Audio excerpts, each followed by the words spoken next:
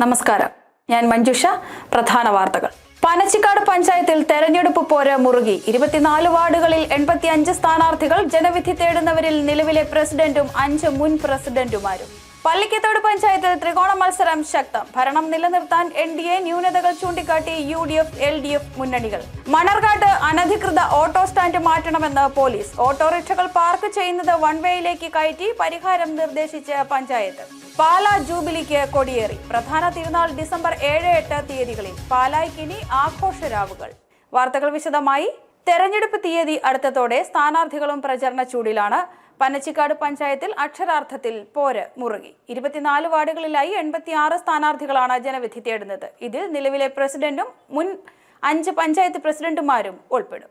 Ward വിഭജനം കഴിഞ്ഞതോടെ ജില്ലയിൽ തന്നെ ഏറ്റവും കൂടുതൽ വാർഡുകളുള്ള പഞ്ചായത്തായി മാറിയ പനച്ചിക്കാട്ട് തദ്ദേശ തെരഞ്ഞെടുപ്പിലും പ്രത്യേകതകൾ ഏറെയാണ്. നിലവിലെ പഞ്ചായത്ത് പ്രസിഡന്റ് ആനി മാമനും 5 മുൻ പഞ്ചായത്ത് പ്രസിഡന്റുമാരും മത്സര രംഗത്തുണ്ട്. ഇതിൽ മുൻ പഞ്ചായത്ത് പ്രസിഡന്റായിരുന്ന ER സുനിൽകുമാറിനെതിരെ ജ്യേഷ്ഠ സഹോദരന്റെ ഭാര്യയാണ് മത്സര രംഗത്ത് ഇറങ്ങിയിരിക്കുന്നത്. പഞ്ചായത്ത് വൈസ് പ്രസിഡന്റ് റോയ് മാത്യുവിന്റെ തുടർച്ചയായ 6ാം ജയത്തിന് തടയിടാൻ 15ാം വാർഡിൽ നിലവിൽ മെമ്പർമാരായിരുന്ന LDFിലെ PK മോഹനനെയും BJPയിലെ ജയൻ കല്ലിങ്കലിനെയുമാണ് പാർട്ടി നിയോഗിച്ചിരിക്കുന്നത്. അതുകൊണ്ട് തന്നെ ഈ വാർഡിൽ മത്സരവും ഏറെ കടുത്തതാണ്. CPI മുൻ സംസ്ഥാന എക്സിക്യൂട്ടീവ് അംഗം PK കൃഷ്ണൻ തന്റെ 76ാം വയസ്സിലും പ്രായത്തെ മറന്ന് പ്രചരണ ചൂടിലാണ്. PK കൃഷ്ണന്റെ സഹോദരനാണ് 15ാം വാർഡിൽ മത്സരിക്കുന്ന മോഹനൻ. CPI ബ്രാഞ്ച് സെക്രട്ടറി സ്ഥാനം രാജിവെച്ച് സ്വതന്ത്രനായി മത്സരിക്കുന്ന JP പോളിനെ ഇക്കുറി തുണയ്ക്കുന്നത് UDF ആണ്. പത്രപ്രവർത്തക സരിത കൃഷ്ണൻ ഉൾപ്പെടെയുള്ളവരാണ് LDF പാനൽ നയിക്കുന്നത്.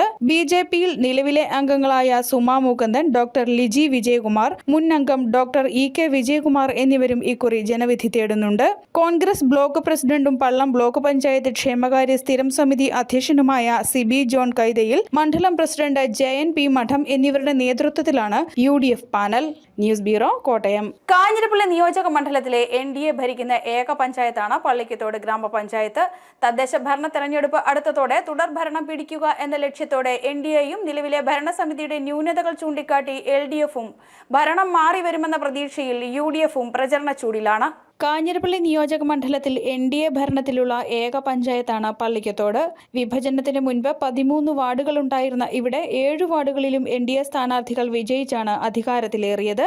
ഇപ്പോൾ 15 വാർഡുകളുള്ള പഞ്ചായത്തിൽ എല്ലാ വാർഡിലും ത്രികോണ മത്സരം നടക്കുന്ന ചുരുക്കം ചില പഞ്ചായത്തുകളിൽ ഒന്നുകൂടിയാണ് പള്ളിക്കത്തോട്.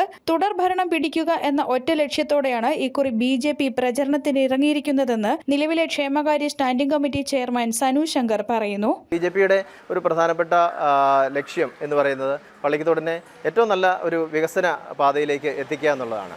അപ്പോൾ വികസനത്തിൻ്റെ തുടർച്ചയായിട്ട് നമ്മൾ കുറേയധികം പദ്ധതികൾ ഇവിടെ തുടങ്ങി വെച്ചിട്ടുണ്ട്. ഈ പദ്ധതികൾ നമുക്ക് പൂർത്തീകരിക്കുക, പള്ളിക്കത്തോടിനെ അടുത്തൊരു തലത്തിലേക്ക് എത്തിക്കുക എന്നുള്ള ഉദ്ദേശത്തിലാണ്. വിവിധങ്ങളായിട്ടുള്ള വികസന പദ്ധതികൾ കഴിഞ്ഞ 5 വർഷം പള്ളിക്കത്തോടിൽ BJPയുടെ അഥവാ NDAയുടെ ഭരണസമിതിക്ക് ചെയ്യാനായിട്ട് സാധിച്ചിട്ടുണ്ട്. കുറേയധികം പദ്ധതികൾ ഇപ്പം നടന്നുകൊണ്ടിരിക്കുന്ന ഒരു സാഹചര്യം കൂടിയാണ്.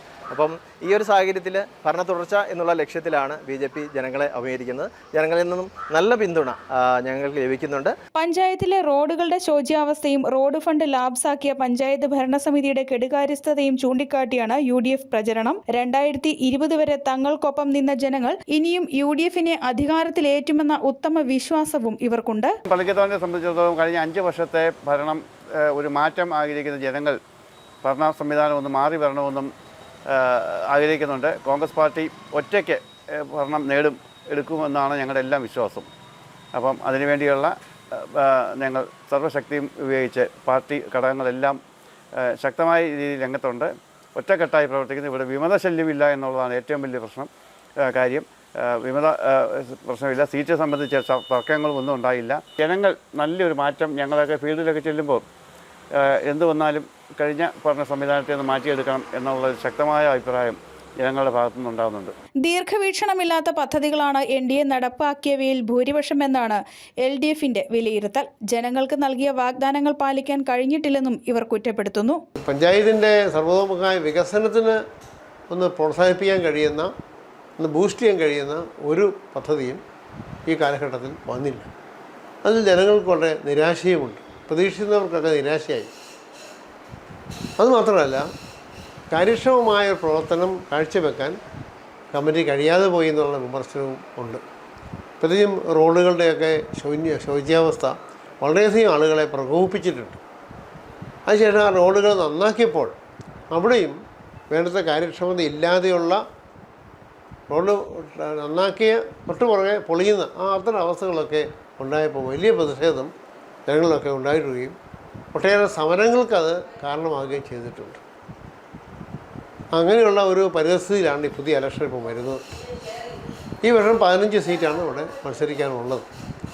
ഇടതുപക്ഷ ജനാധിപത്യ മുന്നണി ശുഭാപ്തി വിശ്വാസത്തോടെ തന്നെയാണ് ഈ തെരഞ്ഞെടുപ്പിനെ നേരിടുന്നത്. നിലവിൽ NDA 7, LDF 4, UDF 2 എന്നിങ്ങനെയാണ് കക്ഷിനില. News bureau, Pallikathodu.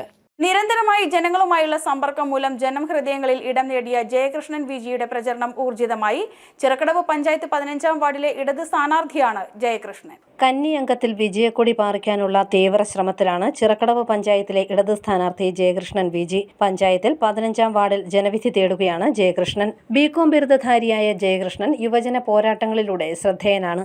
14-ാം വാർഡിലെ കുടിവെള്ള പദ്ധതിയുടെ ചുമതലക്കാരൻ കൂടിയാണ് ജയകൃഷ്ണൻ. കൂടാതെ ഡിവൈഎഫ്ഐയുടെ രക്തദാന സേനയുടെ കോർഡിനേറ്ററുമാണ്. ചിറക്കടവിലെ മുൻ പ്രസിഡന്റ് അഡ്വക്കേറ്റ് CR ശ്രീകുമാറും പഞ്ചായത്ത് അംഗം അഡ്വക്കേറ്റ് ജയ ശ്രീധറും മികച്ച ഭൂരിപക്ഷത്തിൽ ജയിച്ച വാർഡാണ് 15. അതിനാൽ തന്നെ ജനങ്ങളെ പൂർണ്ണമായും വിശ്വാസമുണ്ടെന്നും വിജയപ്രതീക്ഷയുണ്ടെന്നും ജയകൃഷ്ണൻ പറയുന്നു. ഇവിടുത്തെ ജനങ്ങളെ ദുരിതം മാറ്റുന്നതിൽ വളരെയേറെ പങ്കുവഹിച്ച ഒരു കുടിവെള്ള പദ്ധതിയാണ് 14-ാം വാർഡ് കുടിവെള്ള പദ്ധതി. അതടക്കമുള്ള നിരവധിയായിട്ടുള്ള കലിങ്കുകൾ, അതുപോലെ തന്നെ റോഡുകൾ, മറ്റനവധിയായിട്ടുള്ള വികസന പ്രവർത്തനങ്ങൾ ഇവിടെ നിലവിൽ നടന്നു പോന്നിട്ടുണ്ട്. നിലവിലുള്ള വികസന പ്രവർത്തനങ്ങളുടെ തുടർച്ചയും അതുപോലെ തന്നെ പുതിയ ഒരു നൂതനമായിട്ടുള്ള പുതിയ രീതിയിലോട്ടുള്ള പുതിയ പദ്ധതികളുടെ ഒരു ആവിഷ്കരണവും എല്ലാം കൂടെ ഉൾക്കൊള്ളിച്ചുകൊണ്ട് 15-ാം വാർഡിൻ്റെ പുതിയൊരു വിപുലമായിട്ടുള്ള ഒരു വികസന പദ്ധതിയാണ് ഞാൻ വിജയിച്ചു വരികയാണെങ്കിൽ എൻ്റെ മനസ്സിൽ ഇവിടെ കാഴ്ചപ്പാടായിട്ട് നിങ്ങളുടെ മുന്നിലായിട്ട് വെക്കുവാനുള്ള. അപ്പം വരാൻ പോകുന്ന ഡിസംബർ 9 നടക്കാൻ പോകുന്ന തെരഞ്ഞെടുപ്പിൽ എന്നെ വൻപിച്ച ഭൂരിപക്ഷത്തിൽ വിജയിപ്പിക്കണം എന്ന് മാത്രമാണ് എനിക്ക് നിങ്ങളോട് അപേക്ഷിക്കാനുള്ളത്. News bureau, Ponkunnam.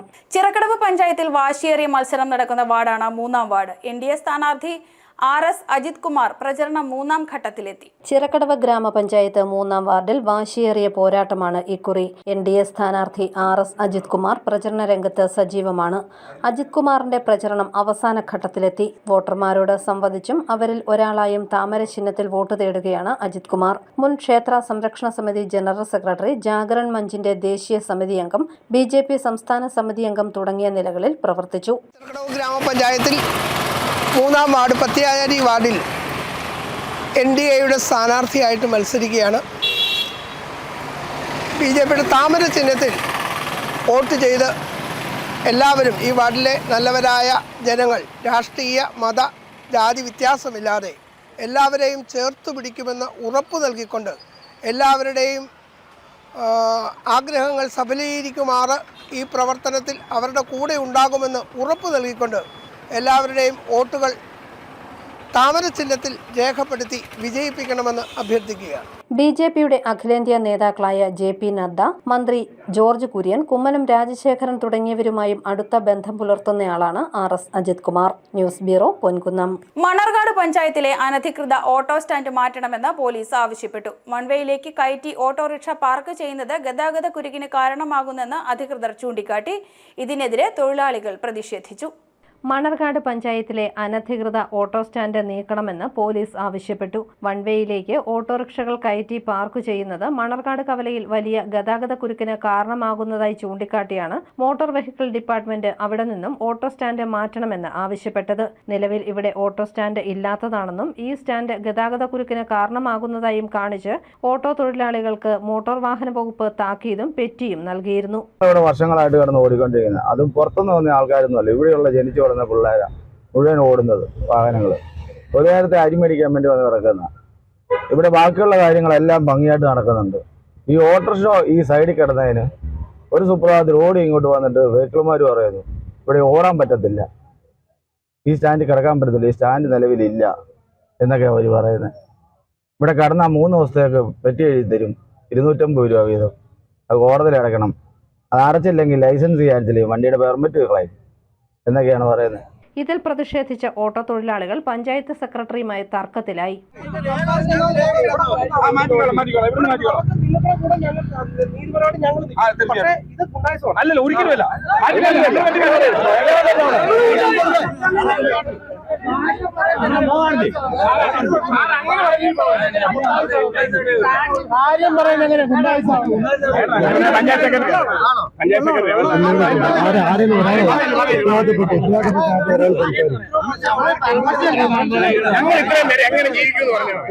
തുടർന്ന് നടന്ന ചർച്ചയിൽ ഗതാഗതക്കുരുക്കിന് കാരണമാകാതെ 6 ഓട്ടോറിക്ഷകൾ റോഡിലും മറ്റുള്ളവ പഞ്ചായത്തിന്റെ പുതിയ സ്റ്റാൻഡിലും ഇടാൻ ധാരണയായി. തുടർ ദിവസങ്ങളിൽ വൺ വേ തെറ്റിക്കാതെ ശരിയായ റൂട്ടിൽ വണ്ടി ഓടിച്ചുകൊള്ളാമെന്ന് ഓട്ടോ തൊഴിലാളികൾ പഞ്ചായത്ത് സെക്രട്ടറിക്കും പോലീസിനും ഉറപ്പു നൽകി. News bureau, Kottayam. ചിറക്കടവ് ശ്രീ മഹാദേവ ക്ഷേത്രത്തിലെ ഭാഗവത സപ്താഹയജ്ഞം 2ാം ദിവസം പിന്നിട്ടു. യജ്ഞവേദിയിൽ പ്രസിദ്ധമായ ഋഷഭാവതാരം പാരായണം ചെയ്തു. ചിറക്കടവ് ശ്രീ മഹാദേവ ക്ഷേത്രത്തിലെ ശ്രീമദ് ഭാഗവത സപ്താഹയജ്ഞം 2ാം ദിവസത്തിലെത്തി. രാവിലെ വിഷ്ണു സഹസ്രനാമം, ഗ്രന്ഥ നമസ്കാരം എന്നിവയ്ക്ക് ശേഷം യജ്ഞവേദിയിൽ പാരായണം ആരംഭിച്ചു. കപിലാവതാരം, കപിലോപദേശം, ദക്ഷയാഗം, ധ്രുവചരിതം, പൃഥുചരിതം തുടങ്ങിയ ഭാഗങ്ങൾ പാരായണം ചെയ്തു. തുടർന്ന് ഋഷഭാവതാരവും പാരായണം ചെയ്തു. ഭഗവാൻ പറഞ്ഞു, എനിക്ക് വളരെ സന്തോഷമായി. എന്നിൽ നിന്നുമുണ്ടായ നീ നല്ലതുപോലെ ജ്ഞാനം നേടാൻ ശ്രമിക്കുന്നുണ്ടല്ലോ, അറിവ് നേടാൻ ശ്രമിക്കുന്നുണ്ടല്ലോ അല്ലേ? കുട്ടികൾ എപ്പോഴാണ് അച്ഛനമ്മമാർക്ക് സന്തോഷത്തെ കൊടുക്കുന്നത്? ഒരു വസ്തുവും പഠിക്കാണ്ട് ഒരു മൂലയ്ക്ക് ഇരിക്കുമ്പോഴാണോ? നല്ലോണം പുസ്തകങ്ങളൊക്കെ വായിച്ച് പുതിയ പുതിയ കാര്യങ്ങൾ അറിയുമ്പോഴാണോ അച്ഛനമ്മമാർക്ക് സന്തോഷം ഉണ്ടാവുക? നല്ലോണം പഠിക്കുമ്പോഴല്ലേ? ത്വയാഹം തോഷിത സമ്യക് വേദകഥ ചിത്രക്ഷയാ ചിരംഭൃതേന തപസാ ദുസ്തോഷ കൂടയോഗിനാം. ഇവിടെ എന്തിനും ഉത്തരം. ഉച്ചയ്ക്ക് പ്രസാദ ഭോജനത്തിന് ശേഷം നാരായണീയ കോകിലം സരസ്വതിയമ്മ ടീച്ചറുടെ നേതൃത്വത്തിൽ നാരായണീയ പാരായണവും ഉണ്ടായിരുന്നു. 4ാം ദിനമായ വ്യാഴാഴ്ചയാണ് പ്രസിദ്ധമായ ശ്രീകൃഷ്ണാവതാരം പാരായണം ചെയ്യുക. ചേന്ദമംഗലം ശങ്കരൻ നമ്പൂതിരിയാണ് യജ്ഞാചാര്യൻ. സപ്താഹം ഡിസംബർ 7-ന് സ്വർഗാരോഹണ ചടങ്ങുകളോടെ സമാപിക്കും. നിരവധി ഭക്തരാണ് സപ്താഹത്തിൽ പങ്കെടുക്കാൻ ക്ഷേത്രത്തിലെത്തുന്നത്. News bureau, Ponkunnam. പാലായ്ക്ക് ഉത്സവഛായ പകർന്ന് ടൗൺ കപ്പേളയിൽ പരിശുദ്ധ മാതാവിന്റെ ജൂബിലി തിരുനാളിന് കൊടിയേറി. 7-8 തീയതികളിൽ പ്രധാന തിരുനാൾ നടക്കും. പാല ടൗൺ കപ്പേളയിൽ അമലോത്സവ മാതാവിന്റെ ജൂബിലി തിരുനാളിന് കൊടിയേറി. 7-8 തീയതികളിലാണ് പ്രധാന തിരുനാൾ. ഫാദർ ജോസ് കാക്കലിൽ കൊടിയേറ്റ കർമ്മം നിർവഹിച്ചു.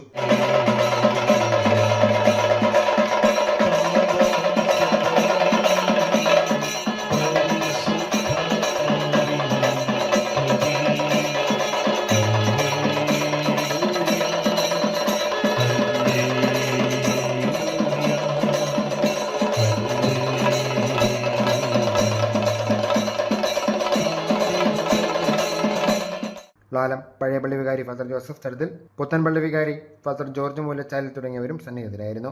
ഇനി 7 നാൾ പാലായ്ക്ക് പുണ്യദിനങ്ങളാണ്. നഗരവേദികൾ കൊടിതോരണങ്ങളാലും വർണ്ണവിളക്കുകളാലും നിറഞ്ഞു. 6 ദിവസവും പുലർച്ചെ 5:30-നും വൈകുന്നേരം 6-നും വിശുകുർബാനകൾ ഉണ്ടാകും. 7-ന് രാവിലെ 6-ന് വിശുകുർബാന. 11-ന് മാതാവിന്റെ തിരുസ്വരൂപം പന്തലിൽ പരസ്യവണക്കത്തിനായി പ്രതിഷ്ഠിക്കും. വൈകുന്നേരം 6-ന് കത്തരണ്ടിൽ നിന്നും ലാലം പുത്തമ്പള്ളിയിൽ നിന്നും പ്രദക്ഷിണം കൊട്ടാരമറ്റം സാന്തോ കോംപ്ലക്സിലേക്ക് എത്തും. രാത്രി 8:15-ന് പ്രദക്ഷിണം കുരിശുപടിയിലേക്ക് എത്തിച്ചേരും. 8-നാണ് പ്രധാന തിരുനാൾ. രാവിലെ 6-ന് വിശുകുർബാന, 8-ന് സെന്റ് മേരീസ് സ്കൂളിന്റെ മരിയൻ റാലി, 10-ന് മാർ ജോസഫ് കല്ലറങ്ങാട്ട് വിശുദ്ധ കുർബാന അർപ്പിച്ച് സന്ദേശം നൽകും.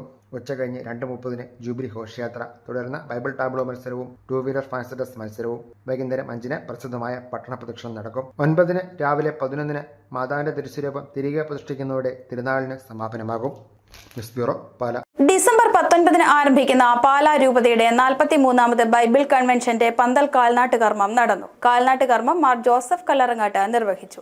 പാലാ രൂപത പ്രോട്ടോസ് ഇഞ്ചലൂസ് മോൺസിഞ്ഞോർ ജോസഫ് തടത്തിൽ, പാലാ രൂപത വികാരി ഫാദർ ജോസ് കാക്കലിൽ, ലാലം പള്ളി വികാരി ഫാദർ ജോസഫ് തടത്തിൽ തുടങ്ങിയവർ പങ്കെടുത്തു. ലോക ഭിന്നശേഷി ദിനത്തോടനുബന്ധിച്ച് പാലായിൽ ഭിന്നശേഷി ദിനാചരണം നടന്നു. കുട്ടികൾ പങ്കെടുത്ത വിളംബര റാലി പാലായ്ക്ക് പുത്തൻ അനുഭവം നൽകി. ഡിസംബർ 3 ലോക ഭിന്നശേഷി ദിനത്തോടനുബന്ധിച്ച് പാല BRCയുടെ ആഭിമുഖ്യത്തിൽ ഭിന്നശേഷി വാരാചരണം നടന്നു. സ്കൂളുകളിൽ പ്രത്യേക അസംബ്ലി, ചിത്രരചന, പോസ്റ്റർ രചന, ലോഗോ മേക്കിംഗ് തുടങ്ങിയ വിവിധ മത്സരങ്ങൾ സംഘടിപ്പിച്ചു. കുട്ടികൾ പങ്കെടുത്ത വിളംബര റാലി പാല ലാലം ജംഗ്ഷനിൽ നിന്നും ആരംഭിച്ച് മഹാത്മാഗാന്ധി ഗവൺമെന്റ് ഹയർ സെക്കൻഡറി സ്കൂളിൽ സമാപിച്ചു. പാല DYSP K. Sadan flag off ചെയ്തു. മാനസികമായോ ശാരീരികമായോ ഇന്ദ്രിയപരമായോ ചിന്തനാപരമായോ മറ്റൊരാളുടെ സഹായം കൂടാതെ മറ്റൊരാളെ പോലെ ചെയ്യാൻ കഴിയാത്ത ഒരു അവസ്ഥ ഭിന്നശേഷി. ഭിന്നശേഷി എന്നതിന് നമ്മൾക്ക് നൽകാൻ പറ്റുന്ന ഒരു വ്യാഖ്യാനം എന്ന് പറയുന്നത് മുഖ്യധാരയിൽ എത്താൻ കഴിയാത്ത ആളുകൾ എന്നുള്ളതാണ്. അത് കുഞ്ഞുങ്ങൾ മുതൽ പ്രായമുള്ളവർ വരെയാണ്. നമ്മൾ ചിന്തിക്കേണ്ട ഒരു കാര്യം ഭിന്നശേഷി എന്നുള്ള ഒരു അവസ്ഥ ഇല്ല എന്നുള്ളതാണ്. കാരണം ഇവരെ ഒത്തൊരുമിച്ച് കൊണ്ടുപോകുക എന്നുള്ളതാണ് പൊതുജനങ്ങളുടെ സമൂഹത്തിൻ്റെ കടമ. AEO Saji K B, saint Thomas H head master father Rejimon Scaria, BPC Rajkumar K, government high school HM Sreekala P, head masters forum secretary Sreebhuvan George തുടങ്ങിയവർ പങ്കെടുത്തു. ഭിന്നശേഷി വാരാചരണ സമാപനം നാളെ saint Thomas higher secondary school ഓഡിറ്റോറിയത്തിൽ നടക്കും. ജില്ലാ വിദ്യാഭ്യാസ ഓഫീസർ സത്യപാലൻ സി ഉദ്ഘാടനം നിർവഹിക്കും. News bureau, Pala. പ്രധാന വാർത്തകൾ ഒരിക്കൽ കൂടി. പനച്ചിക്കാട് പഞ്ചായത്തിൽ തെരഞ്ഞെടുപ്പ് പോര മുറുകി. 24 വാർഡുകളിൽ 85 സ്ഥാനാർത്ഥികൾ. ജനവിധി തേടുന്നവരിൽ നിലവിലെ പ്രസിഡന്റും 5 മുൻ പ്രസിഡന്റുമാരും. പള്ളിക്കത്തോട് പഞ്ചായത്തിൽ ത്രികോണ മത്സരം ശക്തം. ഭരണം നിലനിർത്താൻ NDA ന്യൂനതകൾ ചൂണ്ടിക്കാട്ടി UDF LDF മുന്നണികൾ. മണർകാട്ട് അനധികൃത ഓട്ടോ സ്റ്റാൻഡ് മാറ്റണമെന്ന് പോലീസ്. ഓട്ടോറിക്ഷകൾ പാർക്ക് ചെയ്യുന്നത് വൺവേയിലേക്ക് കയറ്റി പരിഹാരം നിർദ്ദേശിച്ച് പഞ്ചായത്ത്. പാല ജൂബിലിക്ക് കൊടിയേറി. പ്രധാന തിരുനാൾ ഡിസംബർ 7-8 തീയതികളിൽ. പാലായ്ക്കിനി ആഘോഷരാവുകൾ. ഈ വാർത്താ ബുള്ളറ്റിൻ പൂർണ്ണമാകുന്നു. നമസ്കാരം.